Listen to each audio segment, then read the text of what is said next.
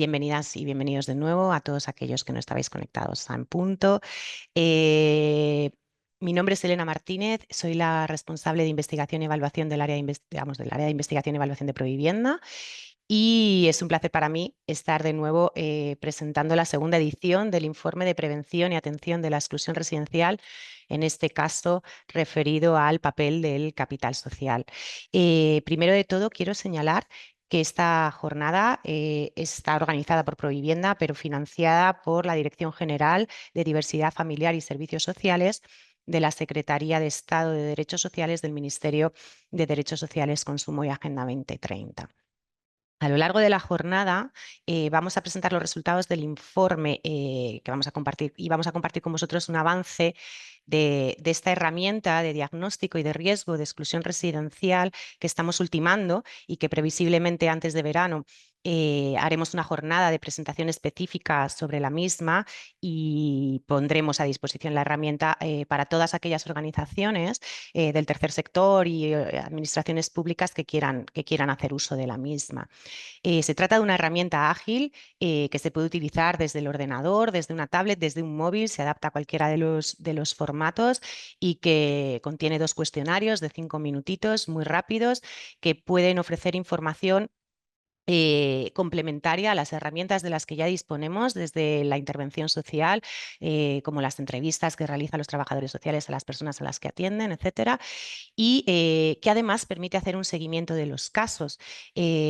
Podemos ver cómo un usuario va cambiando de una situación a otra, cómo aumenta o reduce el riesgo que tiene de caer en una situación de exclusión residencial, y esto nos permite además ir valorando el impacto que conseguimos con las acciones que llevamos a cabo, con la intervención que llevamos a cabo, ¿vale? Esto nos permite ir pudiendo analizar el resultado y ver cómo evolucionan los casos. Pero antes, como os decía, vamos a compartir el informe que hemos elaborado este año, y que en esta edición profundiza en el papel de las redes sociales de apoyo, el capital social, en los procesos de inclusión y exclusión residencial, de los grupos más vulnerables, pero también de algunos hogares de clases medias que, como veíamos en el informe anterior de 2023, también están en momentos de su itinerario vital, de su itinerario residencial, enfrentando situaciones de exclusión residencial y situaciones de riesgo. El informe de 2023 concluía algo así, leo literal: la exclusión residencial es un fenómeno que se va extendiendo como una mancha de aceite y está alcanzando cada vez a más capas de la población. O lo que es lo mismo, una parte considerable de estas nuevas capas con niveles intermedios de renta está quedando del lado de los vulnerables en esta brecha cada vez mayor que separa a los que están dentro de los que están fuera. Cada vez vemos más informes, últimamente salen bastantes sobre este tema, que ponen de relieve cómo se está polarizando la estructura social de nuestra sociedad entre propietarios e inquilinos. Y los grupos de renta intermedia a los que me refería caen de un lado o del otro de esa brecha, en buena medida dependiendo del grupo al que pertenezcan. Y es que la vivienda, como ya veíamos también en aquel informe, está empobreciendo a los hogares, especialmente a aquellos que viven en alquiler. La consecuencia de esta crisis de vivienda es que en solo 5 años, perdón, entre 2018 y 2023, la exclusión residencial ha aumentado en 4,5 puntos porcentuales. Es un crecimiento significativo para tan poco tiempo. Si en el informe anterior de 2023 ofrecíamos una fotografía actualizada a través de la encuesta que llevamos a cabo en Provivienda, una encuesta propia porque no había datos disponibles para ese momento. Este año hemos querido analizar la evolución que ha habido a través de otra fuente, que es la encuesta de condiciones de vida, que permite también atrapar de alguna manera el fenómeno de la exclusión residencial. Y en esta ocasión hemos querido contrastar el resultado que nos ofrecen los datos de la encuesta de condiciones de vida de 2023 con los de nuestra encuesta, y vemos que, según la encuesta de condiciones de vida, para ese año la exclusión residencial era de un 27,6%. El 27,6% de los hogares, según la encuesta de condiciones de vida en 2023, estaban en situación de exclusión residencial, y nuestra encuesta ofrecía una cifra del 29,5%. Estamos hablando de una diferencia de menos de 2 puntos porcentuales. Esto quiere decir que ambas fuentes apuntan a los mismos resultados. Más de un cuarto de los hogares de España están en situación de exclusión residencial y esto significa que tanto la encuesta que llevamos a cabo con una muestra menor, pero con un mejor ajuste de indicadores para atrapar el fenómeno, estaba en la buena dirección, y también que la encuesta de condiciones de vida es una fuente fidedigna que nos sirve también para hacer una buena aproximación al fenómeno. La diferencia de esos menos de 2 puntos porcentuales tiene que ver también con que en nuestra encuesta recogíamos un mayor número de indicadores. Sin embargo, o sea, es verdad que los datos de la encuesta de condiciones de vida que nos permiten hacer el seguimiento de la exclusión no se actualizan más que cada 3 años. Volveremos a ver resultados en 2026, pero podremos ir actualizando todos aquellos indicadores relativos a los problemas la situación de inasequibilidad y la crisis de asequibilidad que estamos enfrentando. A final de año volveremos a ofrecer datos más actualizados sobre esto. Y no quiero dar más detalles sobre el informe. Tenemos con nosotras hoy aquí a los dos autores, a Jofra López Oller y a Eva Gracia Vega, que son coautores del informe que vamos a presentar hoy aquí. Va a empezar Jofra ofreciendo unos datos de contexto sobre la situación de la vivienda, y después Eva va a compartir los resultados del análisis sobre el capital social y las redes de apoyo. Y finalmente yo misma daré un avance de la herramienta que os contaba que vamos a presentar, y que podremos incluso probarla desde el móvil. Vamos a poner a disposición un QR para que podáis probarla y ver cómo es, qué forma tiene, cómo se siente. Y terminaremos con un pequeño espacio de debate y comentarios al que os invitamos a participar. Sí que os comentamos que lo hagáis en la parte inferior de vuestra pantalla, en el apartado de preguntas y respuestas, que no lo hagáis en el chat, porque solo leemos las preguntas que aparecen en ese apartado de preguntas y respuestas para que no se pierdan vuestras intervenciones. Y comentaros también simplemente que al final de la jornada, ya estará disponible en la web de Provivienda el informe. Os irán pasando el enlace hacia el final de la jornada por el chat. Y nada más, sin más, doy paso a Jofra, que va a empezar con el informe.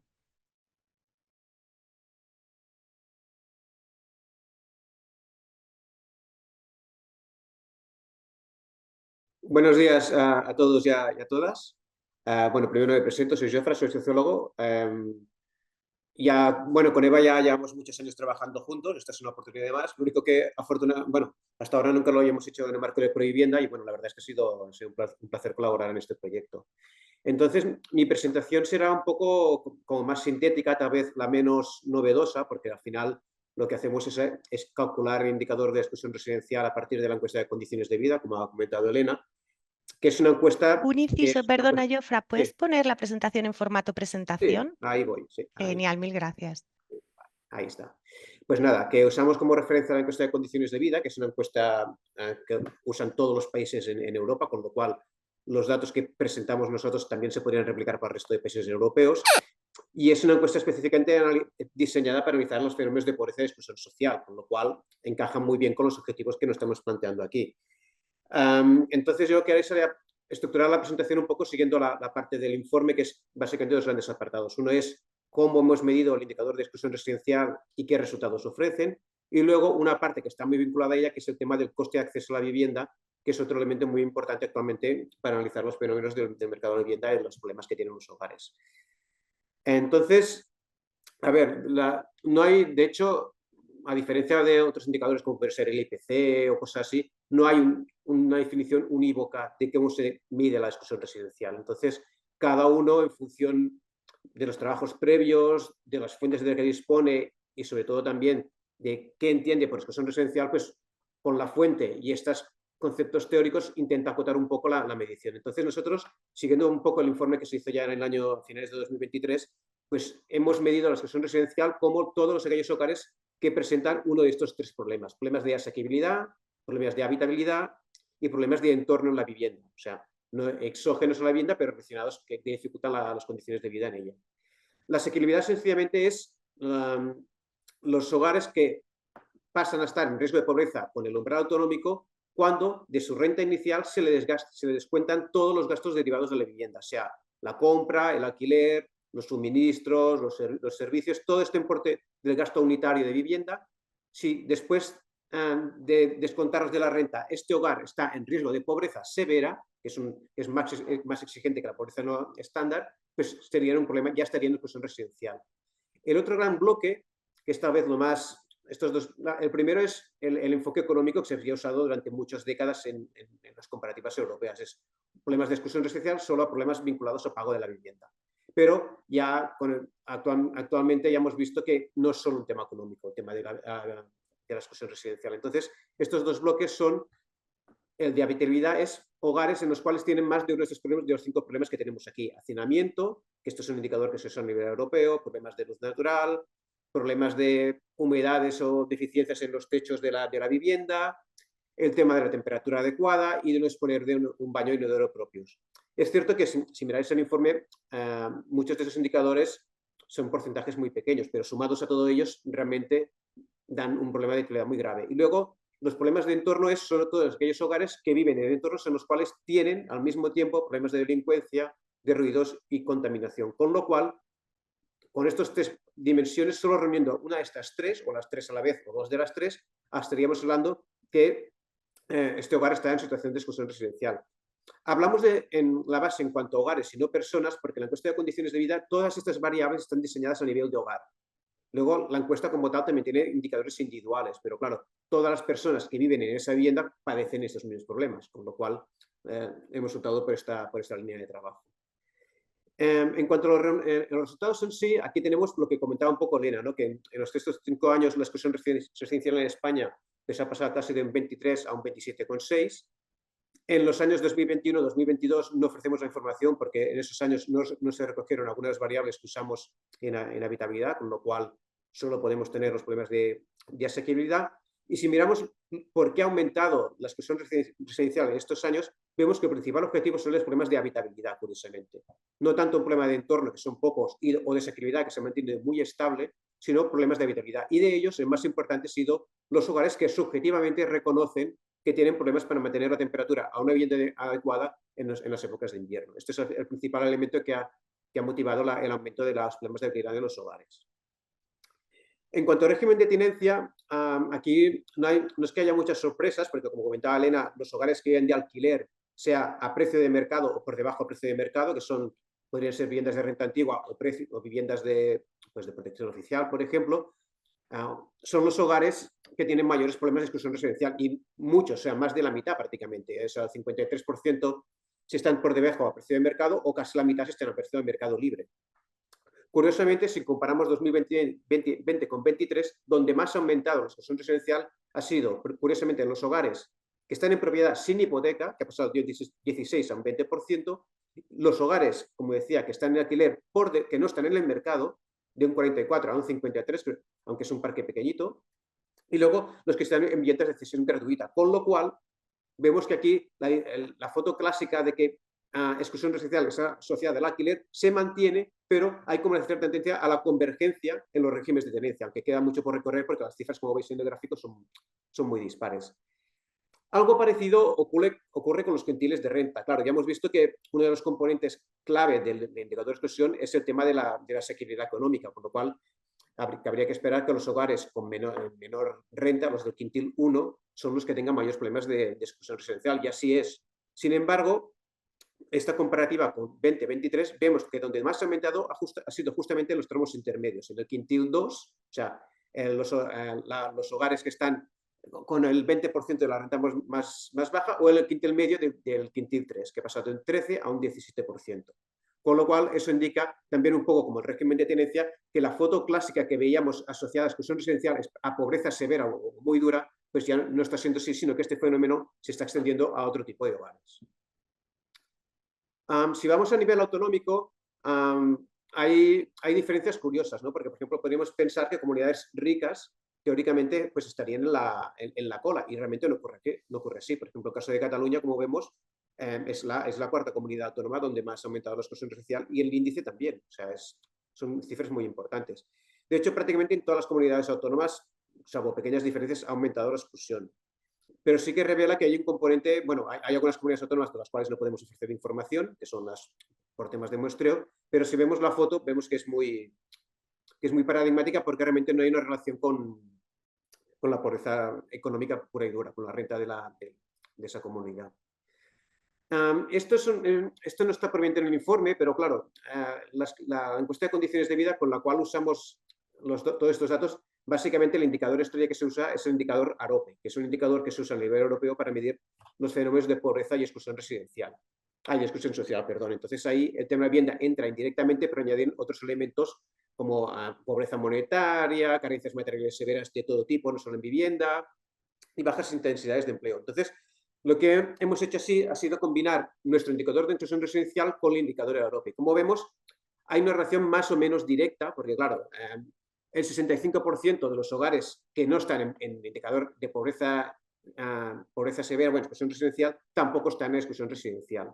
Lo curioso de este gráfico es ver que si comparásemos con el 2020, donde más ha aumentado la exclusión, esta foto sería muy parecida a 2020, pero donde ha aumentado ha sido en este nuevo 2,2%. O sea, es gente que está en exclusión residencial pero no tiene AROPE. En 2020 era un 7%, con lo cual quiere decir que realmente exclusión residencial ya empieza a desvincularse un poco de la pobreza general que podríamos estar hablando, ¿no? Y eso es un dato bastante importante porque realmente no es una relación par a par. El otro componente es un tema más coyuntural o más de coyuntura tal vez, que es lo que supondría a los hogares el pago de la vivienda o acceder a una vivienda por primera vez. Entonces, aquí es un debate que es eterno y de hecho no está resuelto, es cómo se mide esto. Entonces, hay distintas perspectivas de análisis vinculadas también, como decíamos, a las fuentes que usas como referencia, pero sí que es importante diferenciar, sobre todo cuando miramos noticias y cosas así, entre dos componentes de este fenómeno. Uno es el coste de acceso al mercado de vivienda, lo que decías es cuánto costaría una persona que no tiene vivienda propia acceder al mercado de la vivienda, y luego otra cosa es de los hogares que están viviendo ya en una vivienda, sea la que sea, que realmente qué coste económico le supone ello. Entonces, y aquí también habría el debate si, aparte del coste estricto de la vivienda, o sea, el alquiler o la hipoteca, hay que añadir los otros servicios un poco como hacemos nosotros, con los suministros o sin suministro, o sin servicios, perdón. Claro, nosotros hemos optado un poco, bueno, primero, ya veremos que en el informe hemos hecho un poco un mejunje, pero siempre hemos considerado los gastos en suministros porque al final es un gasto propio que tiene que asumir el hogar. Y a diferencia de Europa, que hace un indicador más parecido, es el sobrecargo en vivienda, en este caso también básicamente son los hogares que dedican más del 40% de su renta a pagar la vivienda. Pero de este gasto de la vivienda excluyen, en el caso de la propiedad, los hogares el capital de la hipoteca, porque consideran que esto a nivel europeo es una inversión, no es un gasto. Nosotros en este caso lo hemos añadido porque al final lo que cuenta es que el montante total que te llega de la hipoteca a final de mes, ¿no? Entonces, haciendo este ejercicio, pues vemos que curiosamente el coste mediano, o sea, lo que paga el 50% de los hogares, contando suministros y todos los regímenes de tenencia, pues se ha mantenido relativamente estable. Incluso habría bajado en el último año. Esto tiene cierta razón de ser, porque claro, estamos hablando del coste que están asumiendo los hogares que ya viven en una vivienda, con lo cual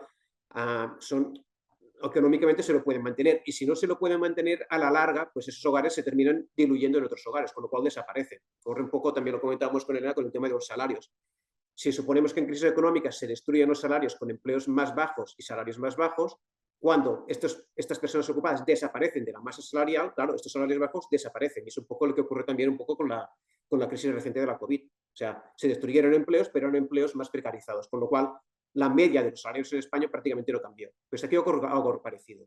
Esta media indica que los hogares en España están pagando prácticamente un 16% de su renta al gasto de vivienda, que podemos decir está bien, pero claro, son los hogares que realmente pueden permanecer y asumir estar en una vivienda como mínimo en el año de la entrevista.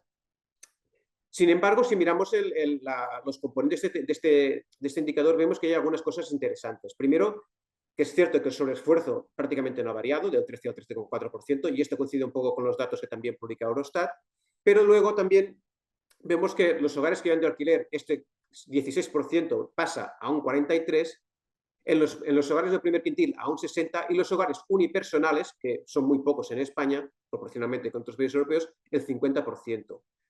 En cuanto a los quintiles, de hecho, ocurre algo parecido a lo que veíamos antes, que donde más ha aumentado no ha sido justamente en el primer quintil, sino en el segundo y el tercer quintil. Esto es interesante.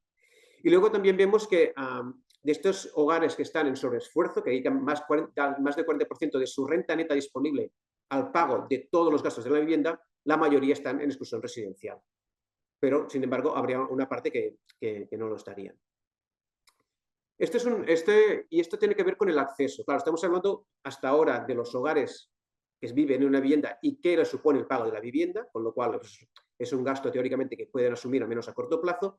Pero el otro gran tema es qué pasaría, especialmente ocurre con las personas jóvenes, qué pasaría si quieren acceder por primera vez al mercado de la vivienda. O sea, una persona que vive con sus padres o que acaba de llegar recién llegada a España, ¿qué pasaría si tuviera que acceder a una vivienda, encontrarse una vivienda? Entonces, aquí también hay un poco de dispersión en los datos y también está muy sujeto a las fuentes de información que usamos, pero aquí lo que hemos hecho ha sido comparar la renta de los hogares no propietarios con los precios de oferta y de alquiler de las viviendas libres.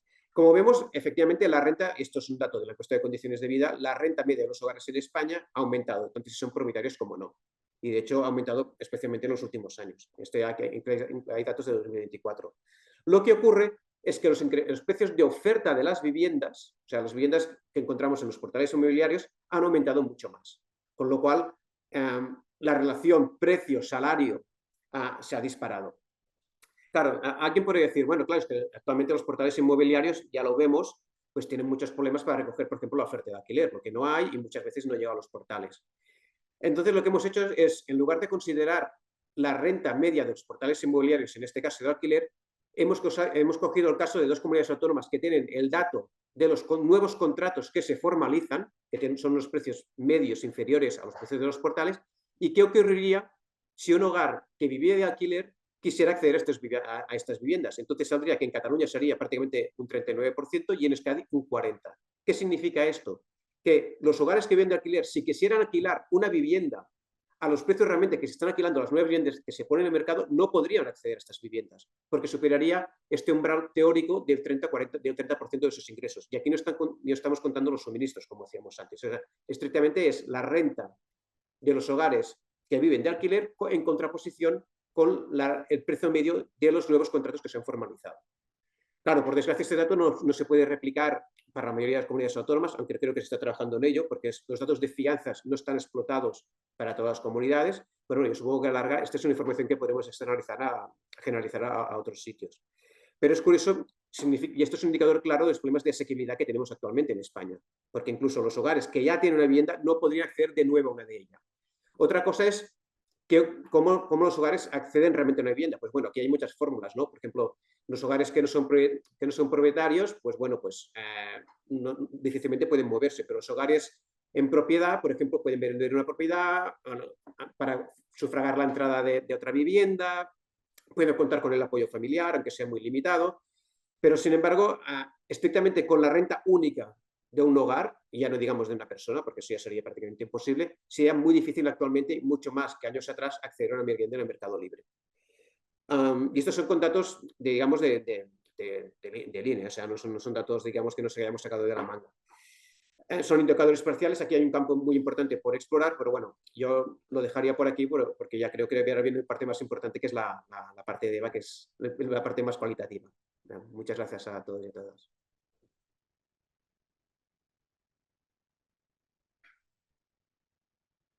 Vale, pues muchas gracias, Jofra, por esta introducción que me da pie a comentaros. Voy a compartir la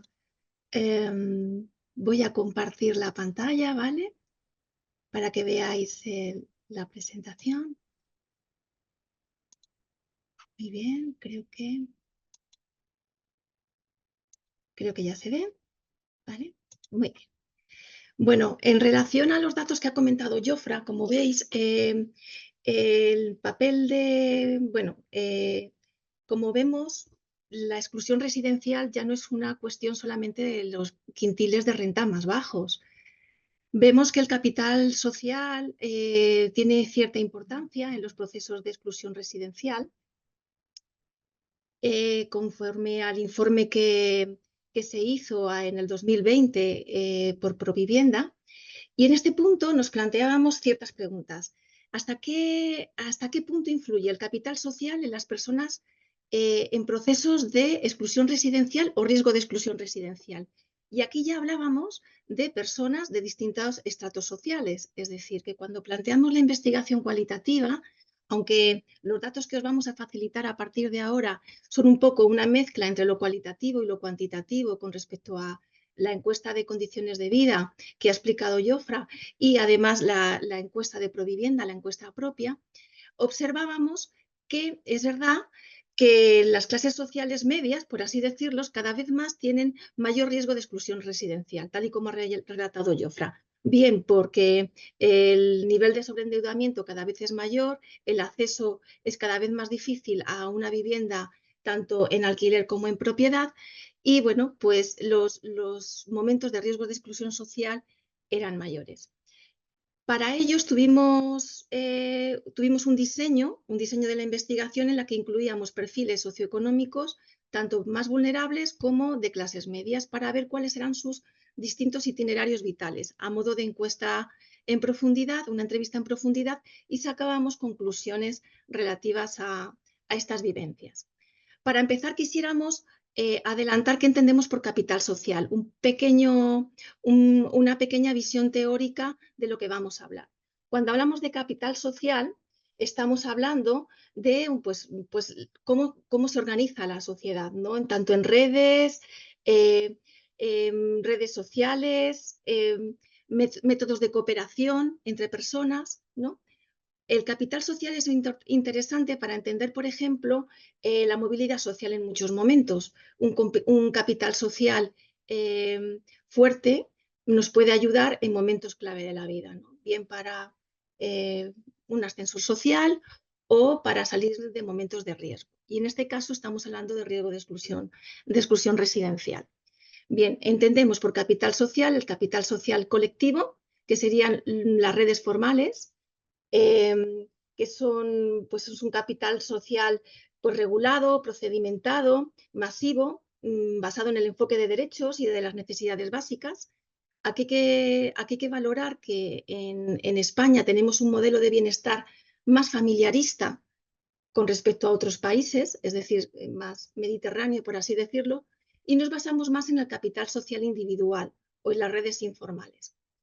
Más en la familia y en amigos, o un capital social más, pues más individual, más propio, para acceder al mercado de la vivienda o para acceder o para no tener exclusión residencial.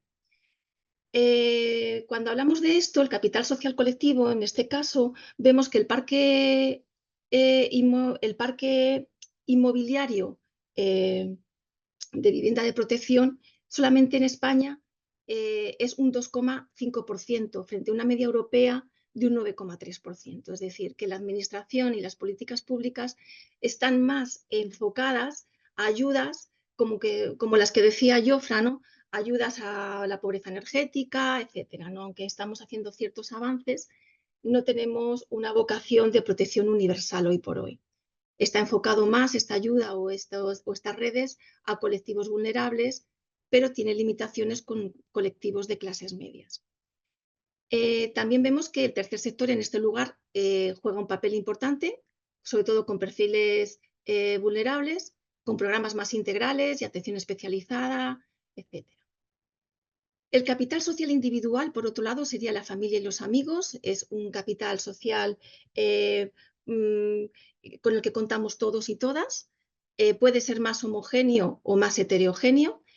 Cuando es más homogéneo es más vincular, es decir, es un vínculo más fuerte y no es muy heterogéneo, es decir, que es más de nuestra clase social o nivel sociocultural. Estamos limitando ese ascensor social del que hablábamos, o otras oportunidades o otros accesos, ¿no? ¿En qué nos pueden ayudar la familia y los amigos? Bueno, pues prestando apoyo directo, apoyo tanto material como instrumental como emocional, ¿no? En momentos de riesgo de exclusión residencial. También apoyo afectivo, ¿no? Y luego está ahí el tejido asociativo, que también lo hemos metido aquí en el capital social individual, que es un poco esa red social de barrio, un apoyo comunitario un poco más organizado, que históricamente ha tenido más fuerza en momentos de crisis, tipo la pandemia, del COVID, donde la organización social a nivel local ha sido fundamental para salir de ciertos riesgos, ¿no? Hay dos puntualizaciones importantes cuando hablamos de capital social más o menos homogéneo, que es el capital social puente, es decir, aquellas personas o contactos o influencias a las que accedemos que están fuera de nuestro círculo social más cercano, es decir, amigos de amigos conocidos, etcétera, abrimos ese capital social hacia personas que no son de nuestro nivel socioeconómico y nos prestan oportunidades, información o cualquier otro punto de apoyo que nos pueda ser de fundamental importancia para salir de riesgos de exclusión residencial. En este caso, en el capital social colectivo, hay una figura similar, que pueden ser esas figuras de enlace, que es el capital social de enlace, en el que pues, los asistentes sociales, las personas que informan, pueden darnos esos contactos en los que nos sirven de apoyo para salir de situaciones de exclusión o riesgo de exclusión. Cuando observamos en los discursos de las personas entrevistadas, encuestadas, cuáles eran sus itinerarios habitacionales y los momentos de riesgo clave en la vida, observamos que independientemente del nivel socioeconómico, hay momentos clave en la vida en los que hay riesgo de exclusión residencial. ¿Cuáles son esos momentos más importantes en la vida de riesgo de exclusión residencial? Puede ser una discapacidad sobrevenida, donde la precariedad residencial se note porque tu vivienda no está adaptada o porque justamente esa discapacidad haya ahondado en riesgos de acceso a una nueva vivienda. Puede ser separaciones, divorcios, que son las más habituales, donde el tema del acceso a una vivienda es complejo, ¿no? También por el tema de las circunstancias personales, tanto económicas como del lugar de residencia. Momentos de precariedad económica, pueden ser como pues desempleo, crisis, etcétera, ¿no? Cuando hablamos de la vivienda en el imaginario social, observamos una dualidad más conceptual que real, ¿no? El espacio doméstico se contempla de una manera más emocional o de una manera más material, ¿no? Vemos que en este cuadrante semántico que hemos establecido, el espacio doméstico puede ser observado más como la casa, el espacio útil para vivir, mi techo, algo que es de cierta urgencia, una necesidad básica. Está más vinculado al espacio, aquello relacionado con lo inmobiliario, con la exclusión residencial, con el mercado, ¿no? Es más frío y más hostil, ¿no?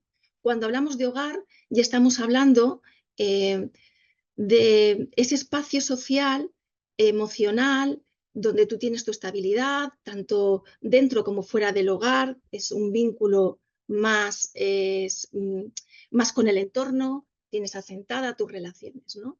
Y es un espacio más consolidado, ¿no? Vemos que en esta línea horizontal podemos ir de un sitio a otro. En el margen derecho sería más ese espacio, ese hogar, esa vivencia, ¿no? De nuestra seguridad emocional y física, y en el otro margen sería ese espacio donde nos encontramos seguros, ¿no? Es la necesidad más básica, por así decirlo. Y por otro lado, los niveles de inclusión y exclusión residencial que van variando, ¿no? A lo largo de la vida. En la exclusión estamos en la parte de abajo, podemos estar en una situación de precariedad residencial, que son situaciones de inestabilidad o inseguridad residencial más enfocadas o más relacionadas con los alquileres, con situaciones inestables de movilidad, ¿no? También pueden estar vinculadas incluso a situaciones de problemas de habitabilidad de la vivienda o problemas de accesibilidad en cuanto a tu capacidad de movilidad por una discapacidad sobrevenida, etcétera. Y luego están las situaciones más extremas de inaccesibilidad residencial. Sería la imposibilidad de acceso a una vivienda. Estamos sin vivienda o bien estas situaciones pueden pasarla jóvenes, ya lo veremos, en procesos de emancipación residencial, personas que han sido excluidas de exclusión residencial o personas que han tenido que regresar por unas situaciones u otras al hogar de origen. Da igual la edad. Y cada vez es más situaciones de este tipo en edades más avanzadas. Luego, en la parte de la inclusión, vemos dos estadios, por así decirlo. La estabilidad residencial, en la que nuestra casa es nuestro refugio, nuestra protección, forma parte de nuestra identidad. Tenemos situaciones de estabilidad residencial vinculadas también al barrio, ¿no? Y relaciones sociales en el entorno, ¿no? Y luego modelos habitacionales de compromiso, donde el vínculo emocional es más leve porque estamos en situaciones, por así llamarlas, de transición. Serían aquellas situaciones en las que prima más la utilidad, por movilidad laboral, porque no te puedes permitir comprar un piso o alquilarlo en solitario y compartes piso, más habitual en las etapas más jóvenes. Y luego, bueno, subarriendo de habitaciones, etc. Los itinerarios residenciales y el capital social, hemos visto que según sean grupos vulnerables o clases medias, los itinerarios varían. Los grupos vulnerables suelen estar transitando en itinerarios más dramáticos, es decir, más circulares, en aquellos en los que estamos más en la inaccesibilidad o modelos de transición, y nuestro capital social es más limitado, ¿vale? Hay una posición de una fragilidad más constante. No nos tenemos ayudas de capital social individual reducido, menos efectivo. Sin embargo, en las clases medias, aunque pueden experimentar exclusión residencial y riesgo que lo experimentan en momentos claves de la vida, observamos que el capital social individual es más robusto y salva de estas manifestaciones extremas. En estos escenarios residenciales observamos, por ejemplo, que en el tema de la inaccesibilidad, por suerte, tan solo, según la encuesta de condiciones de vida, un 8% de los hogares se encuentran en estas situaciones y las causas suelen ser problemas económicos, aunque también uno de cada 10 personas o hogares vienen relacionadas con problemas familiares o de pareja, cuando se ven situaciones sin hogar.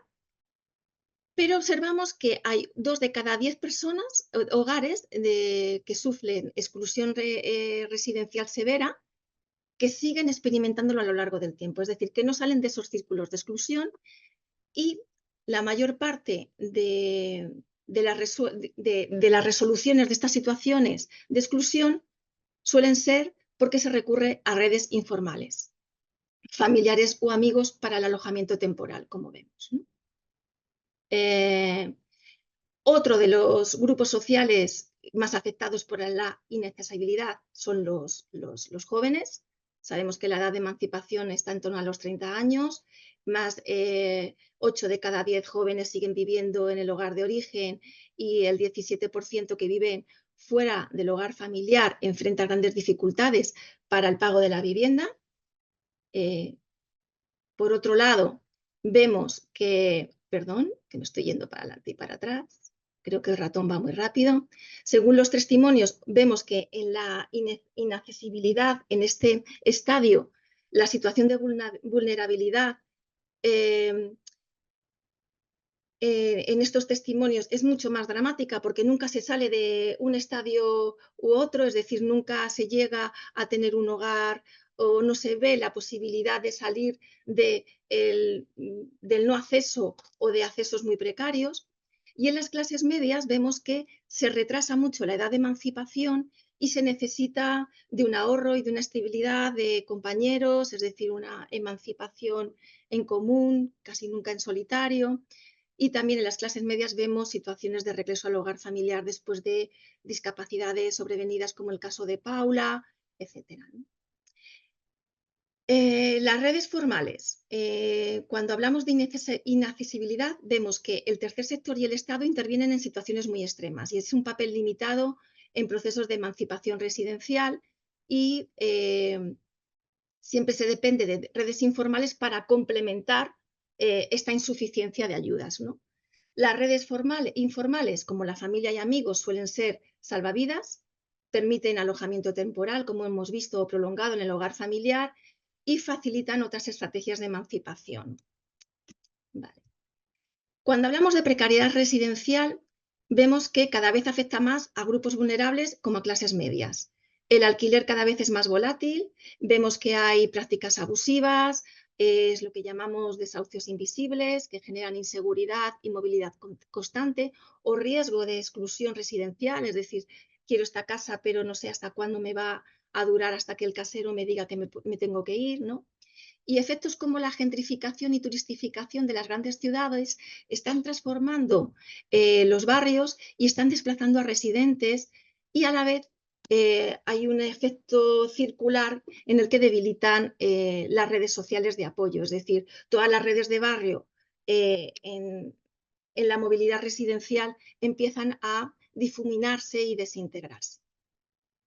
Esto es importante, pues, como ha dicho Jofre, en el contexto del alquiler en España, cada vez más el aumento de la opción de alquiler frente a la compra lo estamos viendo, ¿no? Desde el 2007 hasta el 2023 ha aumentado casi en 5 puntos porcentuales el régimen de tenencia en alquiler, ¿no? Las grandes ciudades como Madrid y Barcelona ya es casi uno de cada 4 regímenes de tenencia son en alquiler, y que en este año, el año pasado, en el 2024, en el primer semestre, hay precios récord de alquiler en torno a 1.072 euros. Hay una gran presión financiera en las familias que están alquilando, más allá del 30% permitido de gastos destinados a la vivienda, y observamos tanto en los discursos de las personas entrevistadas como en otros informes prácticas abusivas en el alquiler de vivienda. En cuanto a las situaciones habitacionales de transición, que es otro de los estadios en los que podemos estar, ¿no? Estas soluciones son temporales, de compromiso, a la espera de mejorar ese posicionamiento en el mercado residencial. La práctica más habitual es compartir vivienda como modelo principal de transición en la gente joven, pero cada vez más en edades más avanzadas, incluso hasta los 35, 40, 50 años, ¿no? Pueden ser las razones en la emancipación, movilidad laboral, situaciones de migración, desempleo, aumentos de rentas de alquiler, que también hacen que tú alquiles una habitación de tu vivienda para otra persona, que lo hemos visto tanto en grupos vulnerables como en clases medias. Y bueno, sobre todo esta es una opción que sí que tenemos datos muy habitual entre la población joven, ¿no? El 66,4% de las personas emancipadas de 16 a 24 años están compartiendo vivienda. Vemos que esto puede ser una respuesta a la exclusión residencial que afecta a distintos perfiles, pero que no amplía el capital social. Es decir, compartir piso no significa que ampliemos capital social con los compañeros, compañeras de vivienda. Más bien hay una fragilidad en las relaciones y dificultades en muchos casos de convivencia, sobre todo en perfiles vulnerables, ¿no?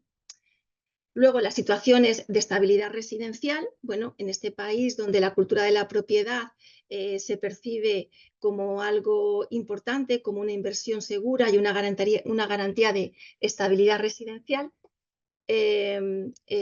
pues las situaciones de estabilidad residencial están muy enfocadas al régimen de tenencia en propiedad. Factores históricos y culturales hacen que la vivienda social siempre haya sido enfocada también a la compra, no tanto al alquiler, y la compra es un bien aspiracional, ¿no? Y el alquiler está menos valorado. Sucede que cuando hemos visto que estas situaciones de estabilidad residencial, una vez que compras vivienda, las personas que se han emancipado o que ya tienen una vivienda en propiedad, no siempre están en situaciones de no riesgo de exclusión residencial, el esfuerzo económico es muy elevado, hay situaciones vitales en las que por movilidad residencial o los costes de mantenimiento hacen que ahora mismo tener una propiedad siga siendo un desafío económico. Y bueno, también la falta de rentabilidad en algunos casos, ¿no? Para la venta o el alquiler de la vivienda, que te posicione frente al mercado inmobiliario con mejores posibilidades, ¿no? En estos hemos visto que ciertos discursos nos dicen que, bueno, que sigue habiendo desafíos económicos y limitaciones a la compra y sobre todo un monopolio de las inmobiliarias y las dificultades de las personas para comprar y acceder a la vivienda. Bueno, cuando observamos el capital social individual, que ya hemos dicho que es la familia y amigos, vemos que no todo el mundo tiene un mismo capital social. Vemos que una parte de la población tiene un capital social bifocal, bien, fuerte con familia y amigos, según el módulo de encuesta de condiciones de vida, y sin embargo un 16,9% tiene un capital social bastante débil, con lazos frágiles con la familia y amigos, ¿no?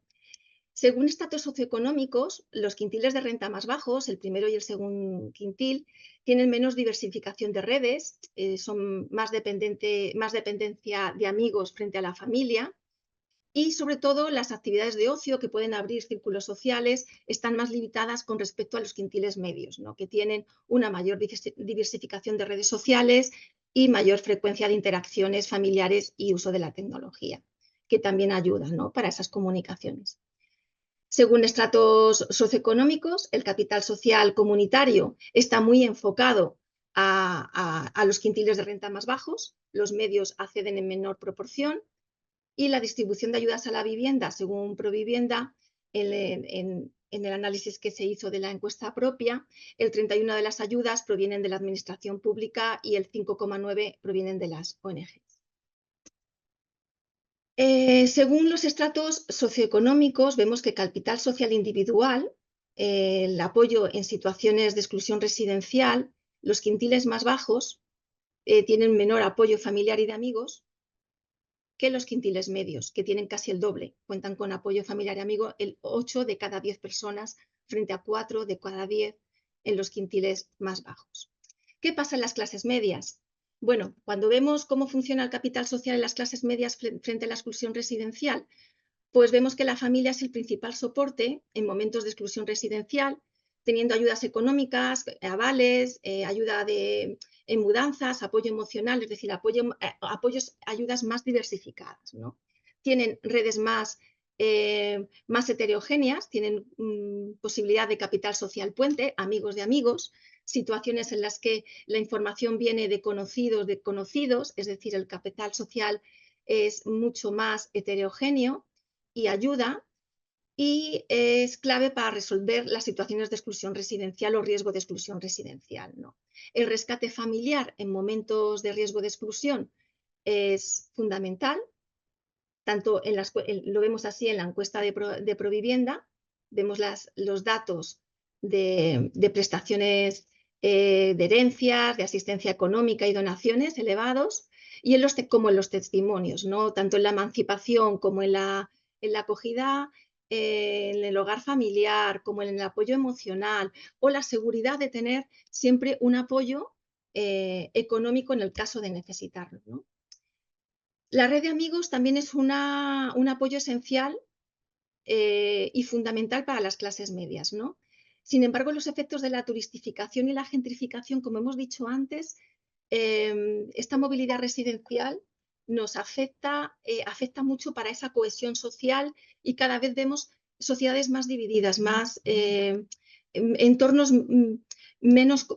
con menos apoyo comunitario, ¿no? En el barrio, ¿no? Desaparecen poco a poco esas redes de apoyo, hay que generarlas de nuevo y cuesta cada vez más, ¿no?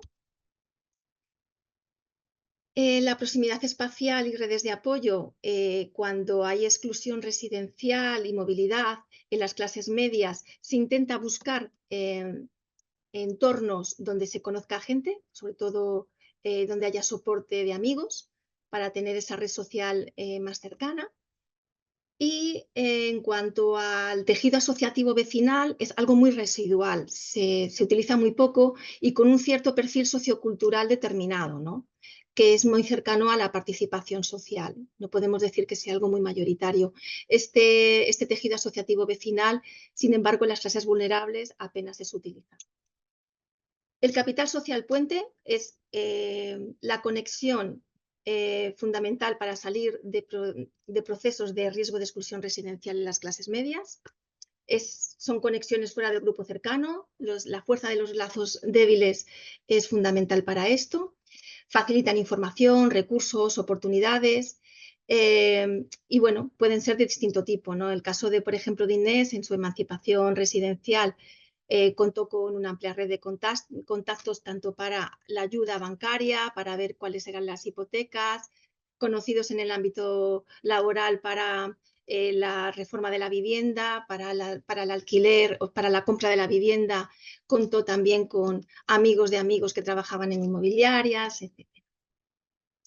Como vemos, las ayudas no siempre cubren las necesidades de los perfiles medios. Vemos que aquí el nivel, el nivel de ayuda del capital colectivo es cada vez más es inferior, ¿no?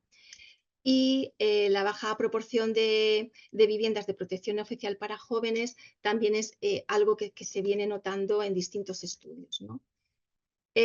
Tan solo 1,2% del tercer quintil de renta, que serían las clases medias, y el 1,1% del cuarto quintil recibieron, por ejemplo, ayudas para la vivienda en el 22, ¿no? Siempre estos porcentajes son inferiores a las clases más vulnerables. Como vemos, hay barreras tanto puestas por el propio sistema, porque las ayudas del capital colectivo o ayuda formal están más enfocadas a los perfiles más vulnerables, como incluso el desconocimiento de las ayudas disponibles por parte de las personas de clases medias, o la desmotivación o la creencia que no pueden ser elegibles para acceder a este tipo de ayudas, ¿no? También se cuestiona mucho y se contesta la eficacia de las ayudas del capital colectivo para este perfil socioeconómico. Sin embargo, las redes informales son las preferidas, ¿vale? Y hay como hemos dicho, una marginalidad en el uso del capital social basado en el tercer sector. No llegan y es desconocido.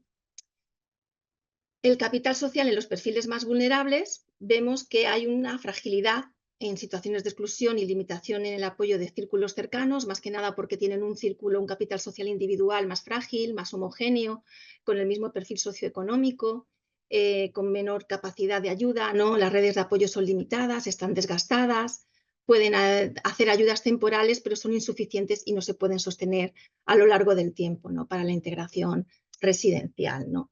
En los perfiles de exclusión residencial severa, las rupturas con los lazos familiares y sociales son muy significativos. Vemos distintos casos, como en caso de José Alberto, en una separación, en un proceso de sinhogarismo después de pasar por prisión, o en el caso de Marco, que no tenía apoyo familiar pues, porque estaba en una familia muy desestructurada y atendido por un centro de menores, ¿no? Hay un mayor aislamiento social y una mayor exclusión residencial por falta de recursos. Además, ellos tampoco, los perfiles vulnerables, tampoco tienen tiempo para ampliar redes, ¿no? Es un círculo vicioso, hay una falta de participación comunitaria. Pues el 18,4%, por ejemplo, por dar un dato, de las personas vulnerables no tienen a nadie que las ayude en comparación con la población general. Este dato solamente afecta a un 4,5%, ¿no? Es decir, las redes sociales individuales son mucho más frágiles, ¿no? El arraigo territorial también es más frágil, ¿no? Dependen más de las ayudas formales. El tema de la inmigración, que suelen ser los perfiles vulnerables, suelen ser también personas migrantes que acaban de llegar a una ciudad, a un nuevo país que no conocen a nadie. Entonces la inmigración también es sinónimo de no acceder a ciertas redes personales ni sociales. Y bueno, también estos perfiles vulnerables, por su movilidad residencial forzosa, tienen más desarraigo y les cuesta más construir redes sociales. Bien, bueno, vemos aquí algunos datos. Voy a ir un poquito más deprisa porque vamos muy mal de tiempo. El apoyo de las ONGs y los profesionales de referencia, en este caso en las redes más vulnerables, sí que es importante.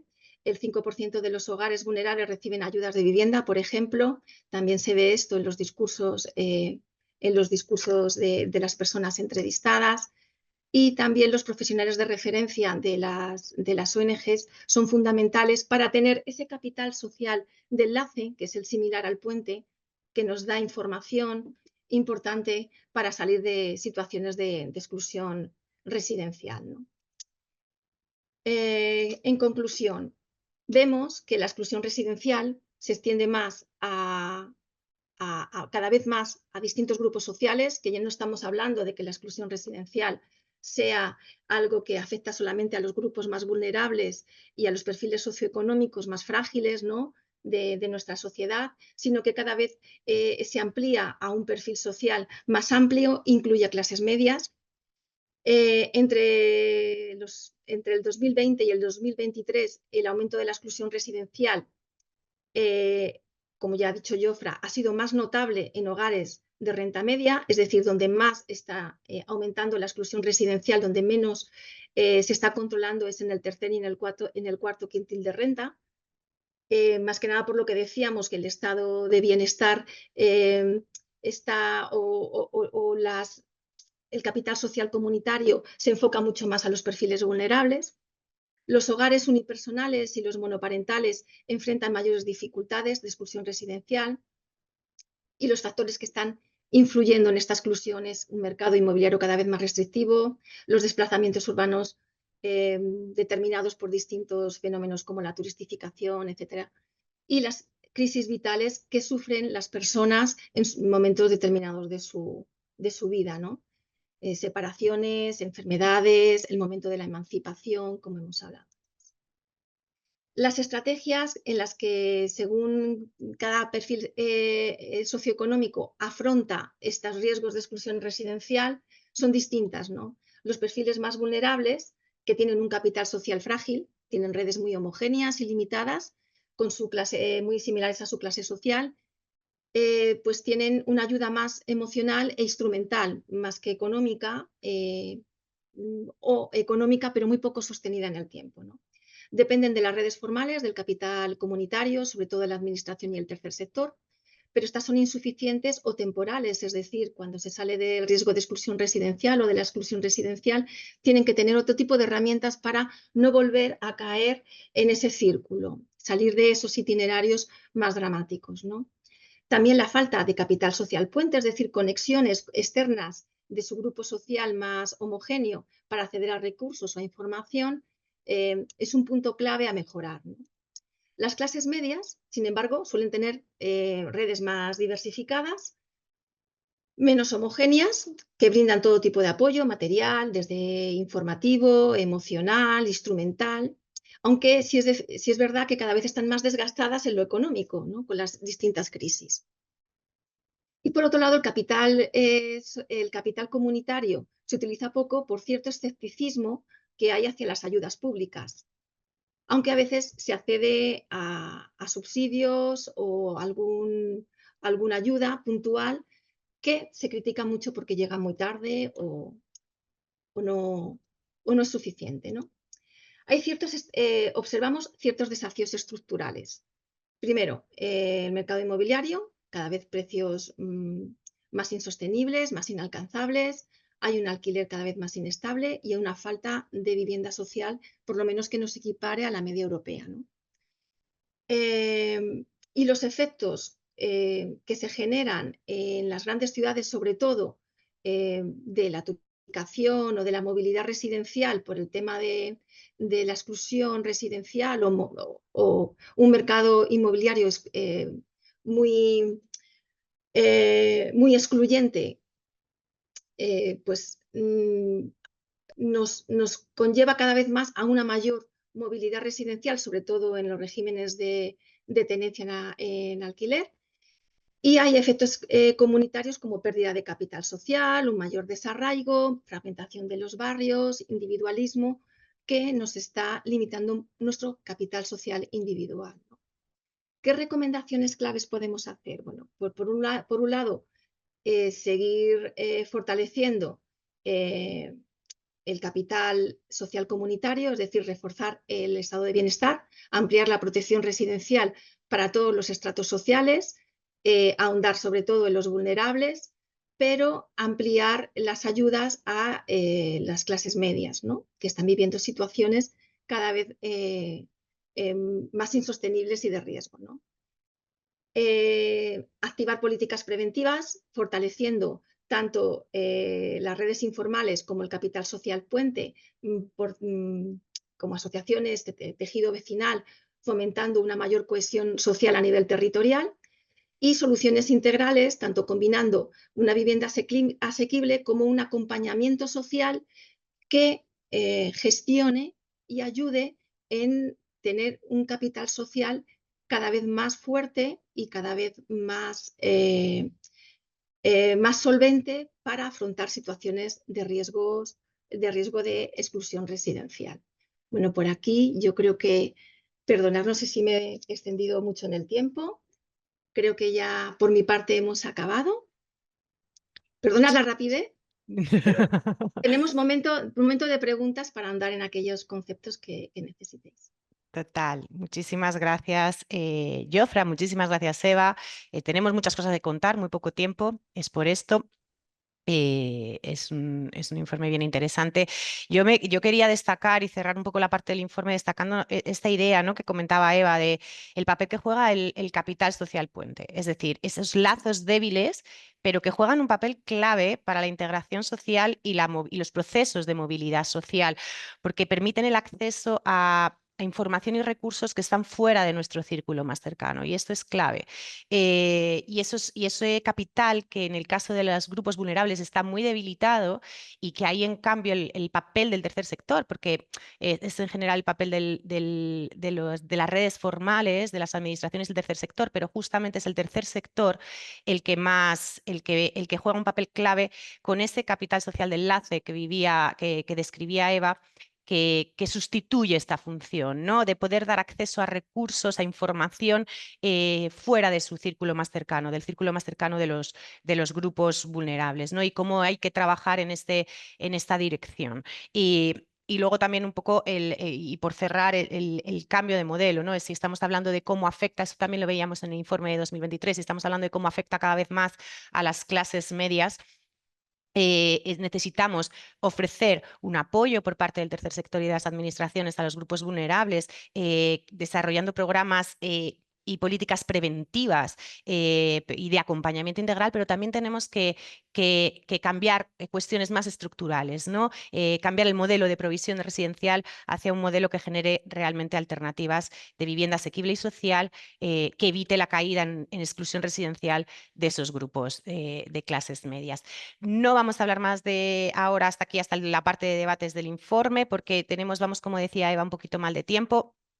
Quería yo pasar a presentaros el avance de la herramienta y bueno, os voy a compartir yo también en mi caso una muy pequeñita PPT para explicaros un poco de dónde venimos a dónde vamos muy rápidamente, antes de dejaros en un QR probar la propia herramienta, ¿vale? Voy a compartir mi pantalla, un segundín, compartir, ¿vale? Y lo veis todo, sí. Nada, os quería contar un poquito de qué va esta herramienta.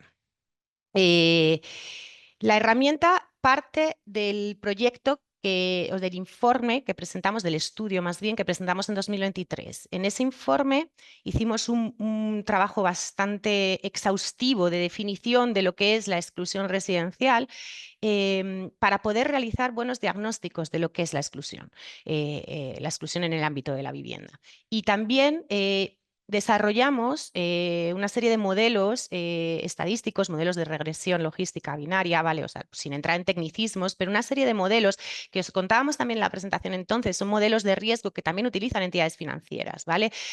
Para ver un poco la probabilidad que un hogar tiene o que los hogares tienen de caer en situaciones de exclusión residencial y poder detectar a través de estos modelos cuáles son esos elementos que están determinando una mayor o menor probabilidad de caer en dicha exclusión.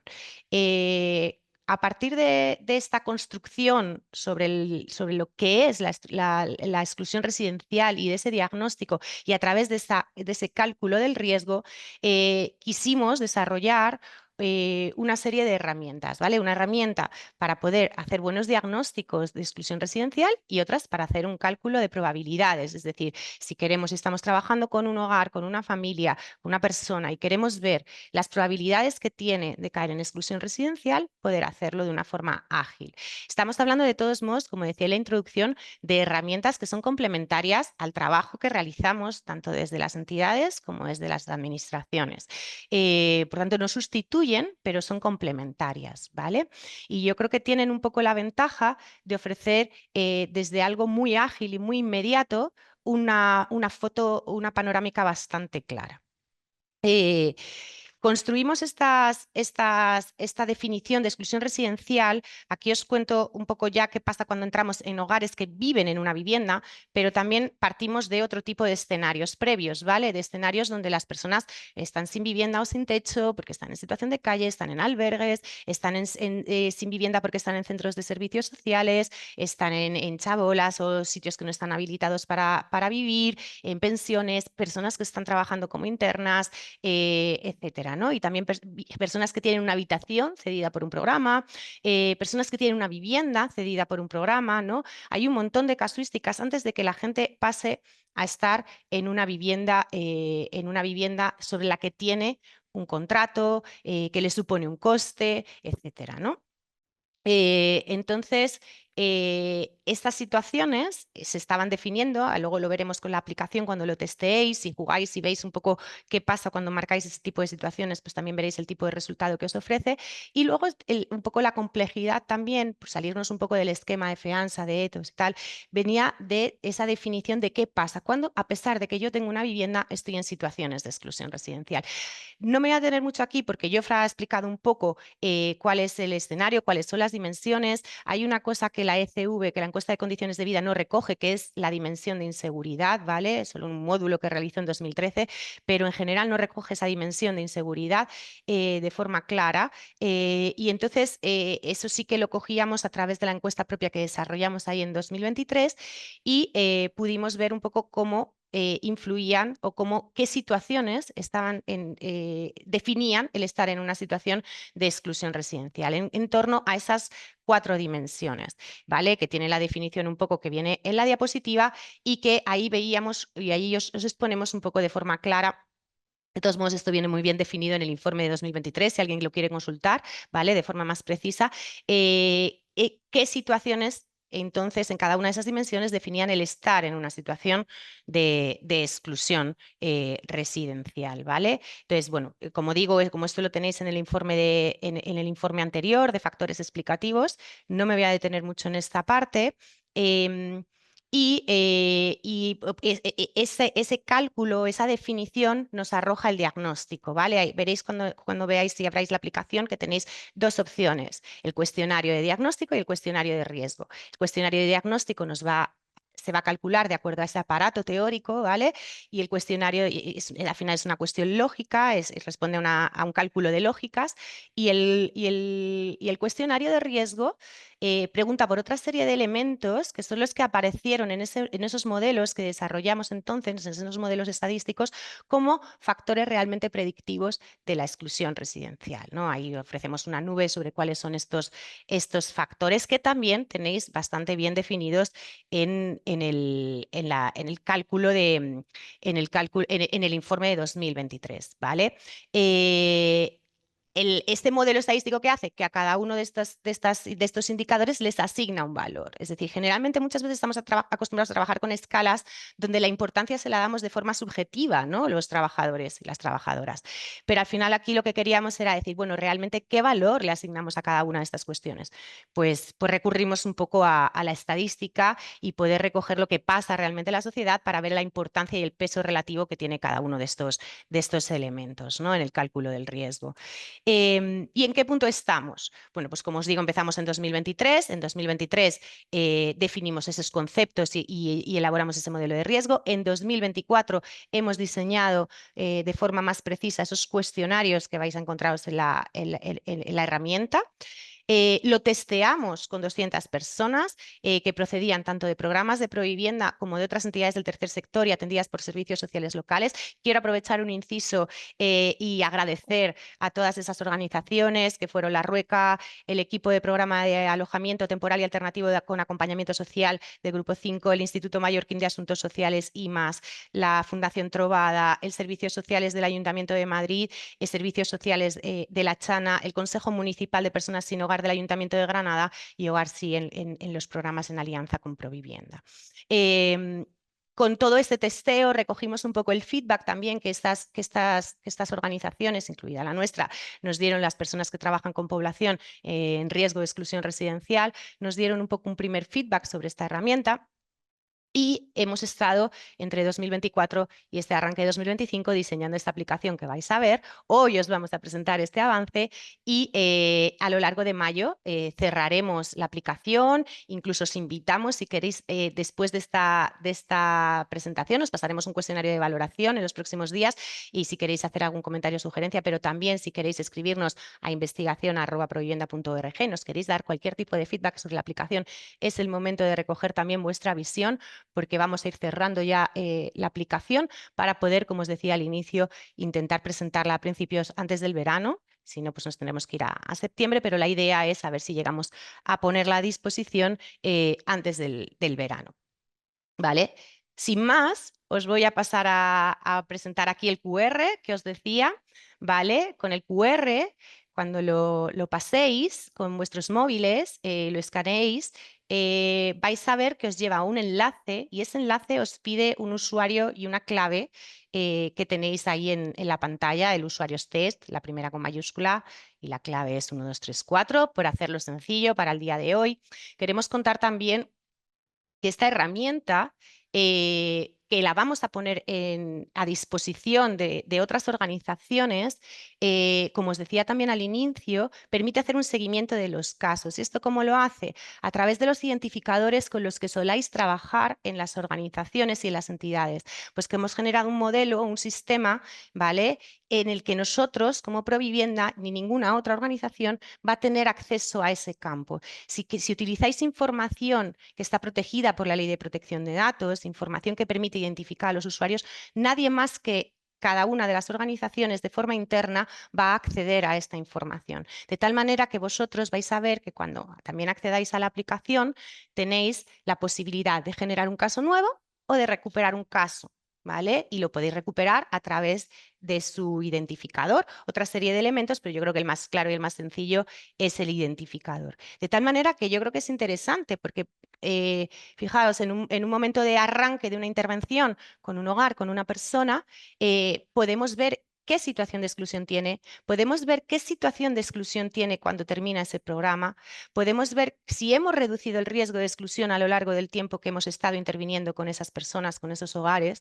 y en ese sentido podemos tener una aproximación muy clara del impacto que estamos consiguiendo en temas de vivienda con nuestras intervenciones, ¿vale? Yo creo que son indicadores. Cuando presentamos esto en 2023, una de las personas que asistía, creo que era Alejandra Mora, planteaba, cuando simplemente ofrecimos este dispositivo de factores explicativos y este aparato teórico de diagnóstico, nos decía, claro, son buenos indicadores de impacto, efectivamente. Es un buen sistema para poder calcular el impacto que estamos teniendo con este tipo de herramienta de forma muy ágil, porque muchas veces no sabemos, o sea, no tenemos una información tan clara, tan precisa que nos sirva para poder decir, bueno, estamos aquí, vamos allá, tener cálculos numéricos e información clara y precisa que nos permita ver cómo vamos avanzando con nuestras intervenciones. Por eso os digo que podéis poner de prueba ahora con la aplicación cualquier tipo de identidad, cualquier cosa que rellenéis en esa casilla os va a permitir acceder. Puede ser ficticio, pero que podéis utilizar también los registros vuestros que utilicéis internamente, porque van a quedar internamente también esa información, ¿vale? Los usuarios y las contraseñas sí que queremos avisar, también lo iremos explicando todo esto en la próxima presentación que hagamos, será por cada entidad, ¿vale? tendremos un usuario y una clave por cada entidad, de tal manera que todas las personas de una misma organización puedan utilizarlo y además alimente la información que está disponible para esa organización.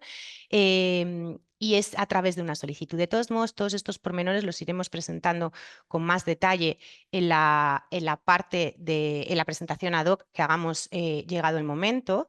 Vale, voy a dejar de compartir. Y podremos ir viendo un poquito. Veo entre los asistentes una mano levantada. Os recomiendo y os recuerdo que tenéis que hacer las preguntas y la participación en el apartado de preguntas y respuestas, porque si no, no vamos a poder atenderlas. Pero bueno, que lo que quería deciros es un poco esto, ¿no? O sea, la habéis visto, si estáis viéndola ahora, además, la estaréis viendo en el formato adaptado al móvil, pero la tenemos también, tiene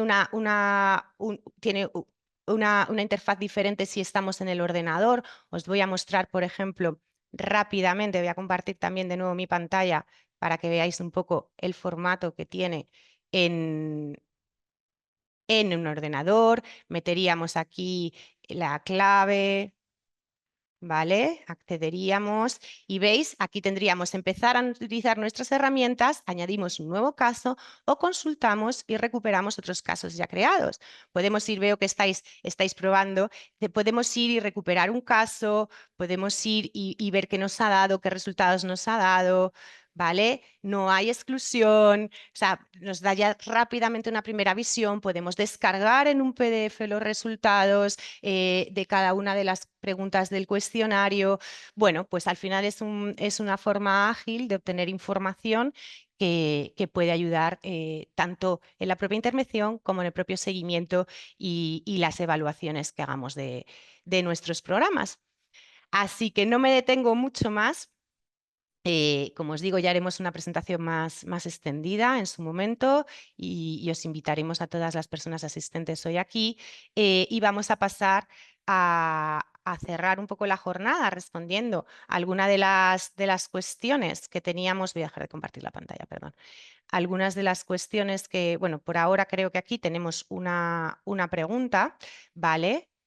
Una pregunta que es ¿cómo explicáis el aumento de la exclusión entre los hogares en propiedad sin hipoteca? Es una pregunta de Elisa Bray, que es profesora de la Universidad Complutense de Madrid, y nos pregunta por cómo explicamos el aumento de la exclusión en los hogares en propiedad sin hipoteca. El cálculo, sobre todo, bueno, yo voy a dar una respuesta, yo creo que Jofra luego también nos puede completar. Elisa, tiene que ver con el aumento que ha habido sobre todo en la dimensión de habitabilidad. Es decir, ser propietario de una vivienda no te deja exento de poder tener potencialmente una situación de exclusión. Es verdad que los hogares de alquiler, como iban comentando, tanto Jofra como Eva, son los que más están asociados a los procesos de exclusión, pero hay muchos hogares en propiedad que también están en situación de exclusión, bien porque también hacen un sobreesfuerzo para pagar la hipoteca y en este caso cuando ya han terminado de pagar la hipoteca pueden estar por situaciones de habitabilidad o problemas en el entorno. Y como enseñaba Jofra en su presentación, ha habido un aumento especialmente de los problemas relacionados con la habitabilidad, especialmente relacionado con el problema de la pobreza energética. Yo no sé si Jofra quiere apuntarnos alguna cuestión más. Tengo la cámara encendida. Sí, seguramente también hay que tener en cuenta que los hogares sin hipoteca hay problema de actividad y que estamos contando también los otros gastos vinculados a la vivienda que no tienen que ver con la hipoteca, o sea, gastos de suministros y así.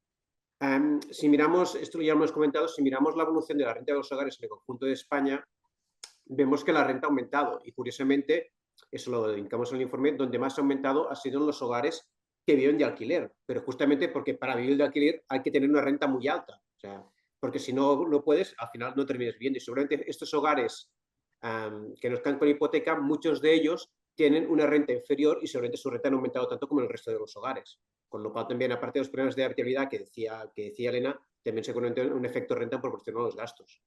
O sea que no hay que tenerlo en cuenta también. Sí, Eva, no sé si Entonces, quieres hacer algún apunte. Sí, en el cualitativo salía muy claramente esto. Los datos cuantitativos, lo que dice Jofre, apuntan a que cada vez más la situación de pobreza entre la población es mayor, es decir, ha aumentado el riesgo de pobreza, que puede ser un factor, ¿no? Y por otro lado, en el cualitativo sí que salía que los momentos vitales como eh, pues situaciones parecidas a una discapacidad sobrevenida podían ser determinantes de necesidades de adaptación de la casa que no tiene, ¿no? Es decir, esto era algo muy recurrente, sobre todo en personas más mayores, no tan mayores también, puede aparecer en cualquier momento, ¿no? Pero el tema de la habitabilidad era crucial, ¿no? Es decir, la necesidad de adaptación del hogar era una de las condiciones. Por otro lado, el aumento de los gastos de suministros, es decir, en momentos de situación económica frágil, no estás exento, aunque tengas la vivienda en propiedad, de no poder pagar los suministros más básicos, ¿no? También se comentaban. Recuerdo el caso, por ejemplo, de una persona que tuvo que vender su vivienda en propiedad, vivía en alquiler en este caso, pero comentaba que las ayudas sociales no les llegaban para salir de la exclusión residencial, ¿no? Genial, muchas gracias, Jofre y Eva. Hace dos preguntas, Ferran Roca, una relativa a si tendremos el informe. El informe lo colgaremos en la web ya al final de la presentación, ¿vale? Así que lo tendréis en el apartado de publicaciones, si os metéis en la web de Provivienda y ahí os lo encontraréis, será el último colgado en el día de hoy.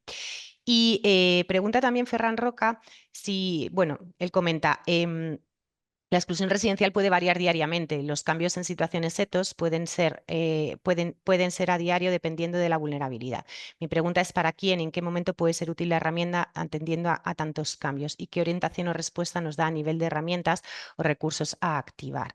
Me anticipo a ver y trastear la herramienta, pero es que dependiendo del nivel de usabilidad puede ser más o menos útil. Gracias. Muchas gracias, Ferran, por tu apunte. Efectivamente, la herramienta se puede utilizar tantas veces como se quieran, ¿vale? Es decir, en cada momento que queramos podemos acceder, actualizar la información del usuario, volver a pasar un cuestionario, pasar uno de diagnóstico, pasar luego uno de riesgo, etcétera, ¿no? Es decir, nos permite ir actualizando la situación de un hogar o una persona. Es verdad que hay hogares que van cambiando muy rápidamente de situación y yo creo que precisamente por esto es interesante, porque como también describía Eva, ¿no? O sea, hay procesos que son procesos o sea, hay procesos de ida, vuelta, me emancipo, luego no puedo pagar, vuelvo a casa de mi familia. En situaciones de exclusión más severa, pues procesos también muy de ida y vuelta en este tipo de situaciones todos que describías, Ferran.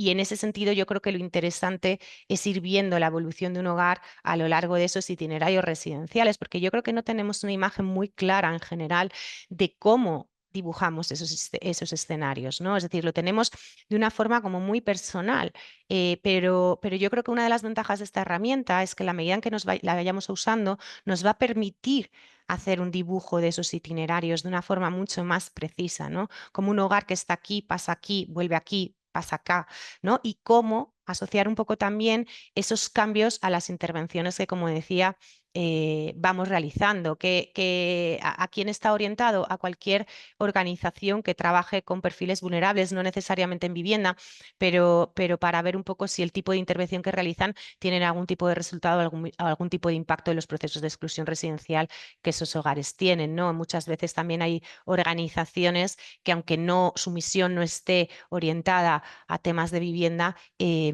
dan un apoyo a través de otras organizaciones, ¿no? Derivando a otras organizaciones, dan un apoyo en el ámbito de la vivienda que complementa a su propia intervención, en el caso de la discapacidad, ¿no? Pienso, que comentaba Eva, y que mejora los resultados de la propia intervención de esas organizaciones, ¿no? Entonces, poder ir viendo cómo van nuestras intervenciones avanzando en esa dirección, dando mejores o peores resultados, también puede mejorar nuestras propias intervenciones desde la lógica esa de valoración o evaluación del impacto que conseguimos. Preguntaba también Ferran Roca, en relación a la presentación de Eva, cómo podemos trabajar los casos que tienen cero o casi nulo potencial social, en concreto personas que no han podido regularizar su situación, personas refugiadas. Gracias. Bueno, Eva, si quieres responder. Pues esta es una de las grandes recomendaciones, ¿no? Que el trabajo integral con las personas en riesgo o en exclusión residencial no solamente es relativo al acceso a la vivienda, ¿no? Sino es relativo a su círculo social, ampliarlo, que sea sólido, que sea cada vez más heterogéneo. Y las dificultades que tienen las personas con tanta exclusión residencial y exclusión social es que no tienen red. Entonces, lo primero es desde las instituciones y desde el tercer sector hacer proyectos más integrales, que se trabaje tanto en tema de vivienda, que es una necesidad básica elemental, como en otras cuestiones más sociales que ayuden tanto a mantener una situación de estabilidad residencial como una situación de estabilidad social. Es decir, todo está muy unido, muy vinculado. ¿Cómo hacerlo? Creo que esta es una de las grandes preguntas y se tendría que ir avanzando de a poco en cómo prestar apoyo para que las personas aumenten su capital social y que este sea de calidad y que sea realmente útil y que sea un instrumento, ¿no? En las clases medias es algo que tenemos, ¿no? En los perfiles más vulnerables es algo que se tiene que fabricar y la red social es muy, muy, muy homogénea, muy precaria, con muy pocos recursos.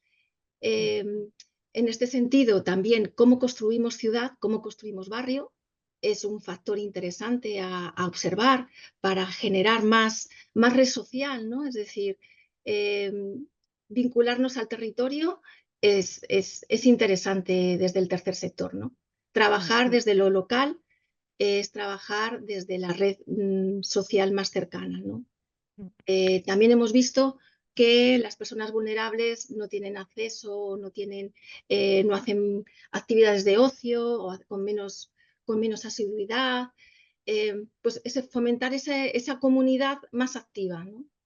Hay muchos mecanismos, hay que ir probando y no hay ninguna receta. Yo creo que es empezar a hacer proyectos y planes más integrales de trabajo con las personas. Yo creo que aquí mira, justamente os animo también a que los comentarios que hagáis los hagáis en el chat para que los lean todos, pero bueno, recojo un poco lo que responde, yo creo, en la línea, ¿no? O sea, Sergio Arranz iba comentando en el apartado de preguntas y respuestas, nos ha funcionado un trabajo específico para la diversificación de redes personales y conexión comunitaria. Yo creo que el trabajo de conector comunitario aquí es clave, ¿no? También en Provivienda estamos trabajando con esto. Dice Sergio Arranz de nuevo, desarrollamos herramientas en el marco del proyecto Derechos a la Vivienda. Yo creo que este es uno de los grandes retos, ¿no? Poder trabajar en esta dirección. Comentaba, y queda un minuto y quería cerrar con el buen sabor de boca, por qué no decirlo, que nos deja Cristina Mejía Palma diciéndonos que muchas gracias, que la herramienta le parece perfecto, que forma parte de una comisión temporal del Colegio de Trabajo Social de Madrid y están trabajando en esta línea. Pues muchas gracias, Cristina.